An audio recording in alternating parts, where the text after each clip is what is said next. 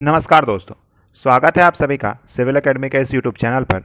आज है दिनांक 29/8/2022। देखेंगे आज के मुख्य समाचार। In seconds Noida's twin towers turn to rubble in a cloud of dust. जैसा कि कल आप सभी ने देखा ही होगा, सुबह से शाम तक ये खबर सोशल मीडिया पर सुर्खियां बटोर रहा था। क्या थी खास बात और पूरा बैकग्राउंड देखेंगे। एक्चुअली सुपरटेक एक कंपनी है जिसे 2005 में नोएडा अथॉरिटी ने 14 टावर्स यानी जो अपार्टमेंट टाइप बिल्डिंग होती है उसके 14 टावर्स बनाने का अप्रूवल मिला था, जिसमें हर टावर में 9 फ्लोर्स का प्रावधान था। एक कॉमन शॉपिंग कॉम्प्लेक्स और एक गार्डन का भी प्रावधान था उसमें। After construction of these buildings in 2009, Supertech decided to make two buildings instead of garden to make money, that to 32 and 29 stories, यानी 32 मंजिला और 29 मंजिला दो इमारत बनाने की उसमें प्रावधान उसने अपने से ऐड कर दिया था। बट जो रेसिडेंट्स वहाँ पर पहले से रह रहे थे उन्होंने हाई कोर्ट में अपील की, क्योंकि उन्हें गार्डन देने का वादा किया गया था डील के मुताबिक। यद्यपि नोएडा अथॉरिटी के परमिशन मिल चुका था कंस्ट्रक्शन का, बट क्योंकि डील में गार्डन इशू था और इन्होंने मिलकर ट्विन टावर का तो प्रपोजल दिया था, इस कारण से हाई कोर्ट ने भी इसे इलीगल करार दे दिया था और डिमोलिशन का आदेश दे दिया था। फिर अथॉरिटी और जो भूमाफिया हैं, जो ये कंपनीज़ हैं और डिफरेंट जो अथॉरिटीज़ थे, ये लोग सुप्रीम कोर्ट पहुँचे, बट वहाँ भी कोर्ट ने डिमोलिशन का ही आदेश दिया।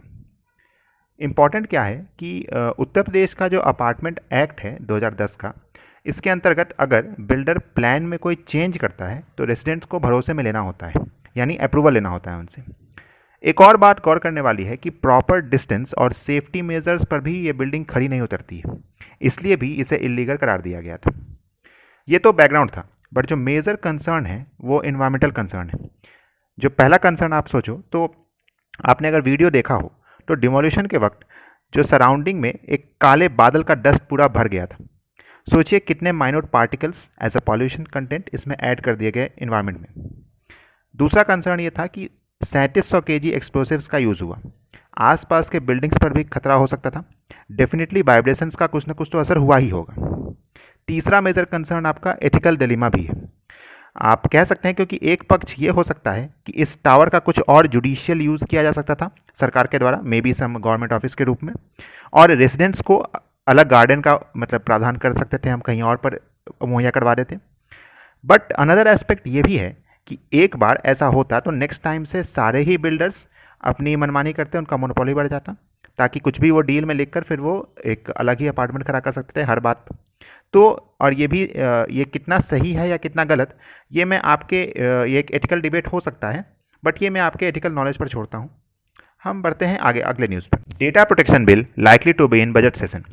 Telecom and IT minister Ashwini Vaishnaw ji ने रविवार को यह कहा कि अगले बजट सत्र में सरकार रिवाइज डेटा प्रोटेक्शन बिल लेकर आएगी। 2019 का जो पर्सनल डेटा प्रोटेक्शन बिल था उसको विड्रॉ कर लिया गया था। इसी का रिवाइज्ड वर्जन नेक्स्ट सेशन में आएगा। इवन डिजिटल इंडिया एक्ट भी आएगा जो एग्जिस्टिंग आईटी एक्ट को रिप्लेस करेगा। एक्चुअली 2019 का जो पर्सनल डेटा प्रोटेक्शन बिल था आपके पर्सनल डेटा को सेफगार्ड करने के लिए लाया गया था। एक डीपीए की स्थापना होनी थी जिसे हम डेटा प्रोटेक्शन अथॉरिटी कहते हैं। BN श्री कृष्णा कमेटी की माने तो विदेशी कंपनीज जो पर्सनल डेटा जनरेट कर रही हैं इंडिया में, एक तो अनऑथराइज्ड रूप से उसका यूज़ कर रही थी और डेटा देश के बाहर भी ले जा रही थी। तो इंडिया के पर्सनल डेटा को इंडिया के बाउंड्री में ही रखा जाएगा, ऐसा ही कुछ प्रावधान इस बिल में लाया जाएगा। डेटा भी जनरली आप अगर देखो तो 3 प्रकार के होते हैं। एक तो आपका जो पर्सनल डेटा हुआ, जैसे किसी की पहचान हो सके, जैसे नाम, पता, मोबाइल नंबर, ईमेल। एक होता है आपका सेंसिटिव पर्सनल डेटा, जैसे फाइनेंस रिलेटेड, आपके हेल्थ से संबंधित कोई आपका डेटा हो, जैसे आप स्मार्ट वॉच यूज़ करते हो तो उससे जो डेटा जनरेट होता है। या फिर आपका रिलीजियस ओरिएंटेशन जो होता है, आप किस धर्म को सपोर्ट करते हो, किसके प्रति आप ज़्यादा कट्टर हो, कुछ ऐसे डेटा जो आपके हैं। या फिर सेक्सुअल ओरिएंटेशन, जैसे बहुत सारी चीज़ें इंडिया में काफ़ी गुप्त रखी जाती हैं, वो चीज़ें, आपके फिंगरप्रिंट्स, आपके पासवर्ड्स। वैसे ही आप अगर तीसरा प्रकार देखो तो क्रिटिकल पर्सनल डेटा होता है, जैसे नेशनल सिक्योरिटी के डेटा, जैसे जो मिलिट्री इंटेलिजेंस हैं उनके डेटा, तो ये आपके क्रिटिकल पर्सनल डेटा में आते हैं। एक टर्म यहाँ पे डेटा मिररिंग का होता है, जैसे एक लोकेशन से डेटा को किसी स्टोरेज डिवाइस में मतलब ट्रांसफ़र कर लेना। जैसे हम जो नॉर्मल शब्दों में देखते हैं, हम लैपटॉप से कुछ data via pen drive copy करते हैं, तो ये आपका डेटा मिररिंग का एग्जाम्पल है। अगर डेटा को आउटसाइड ले जाना है तो डेटा प्रोटेक्शन एजेंसी से अप्रूवल लेना होगा, ऐसा इस बिल में आएगा। जो अभी फ्यूचर में जो रिवाइज बिल आने वाला है, इसके अंतर्गत हमें एक डेटा सिक्योरिटी ऑफिसर भी नियुक्त करना होगा, जो कि इस पर पूरा निगरानी रखेगा। क्योंकि कई पहलुओं पर बैठकर वार्ता हुई थी, तो 81 नए अमेंडमेंट्स किए गए इस बिल में, और इसीलिए जो 19 का बिल था उसे विड्रॉ कर लिया गया, और 22 के अंत में या फिर हो सकता है 23 के शुरुआत में इस बिल को लाया जाएगा, एक फ्रेश बिल लाया जाएगा। अब आते हैं अगले न्यूज़ पे। To boost self reliance, Rajnath releases third indigenisation list. Indigenisation का मतलब सीधा सा बात समझिए भारतीयकरण, यानी कोई भी इक्विपमेंट, कोई भी मिसाइल्स, कोई भी जो टेक्नोलॉजी है उसका भारतीयकरण कैसे किया जाए। तो ये आपका आत्मनिर्भर भारत के अंतर्गत आएगा। मतलब जो हथियार या आइटम्स इस लिस्ट में हैं वो अब हम इंपोर्ट नहीं करेंगे, खुद से मैन्युफैक्चर करेंगे। एक्चुअली हो क्या रहा था कि अभी तक जितने भी हम इक्विपमेंट्स बाहर से इंपोर्ट कर रहे थे, तो हमारे पर वो एडिशनल फाइनेंशियल बर्डन पड़ रहा था। तो इस कारण से हमारे जो आत्मनिर्भर भारत के अंतर्गत जितने भी स्कीम्स हैं उसके अंतर्गत हमारी सरकार ने डिसीजन लिया है कि अब जो भी इक्विपमेंट्स इस लिस्ट के अंतर्गत आ चुके हैं, इन सभी का भारतीयकरण होगा। मतलब कि अब इनका मैन्युफैक्चर इंडिया में ही होगा, मेक इन इंडिया।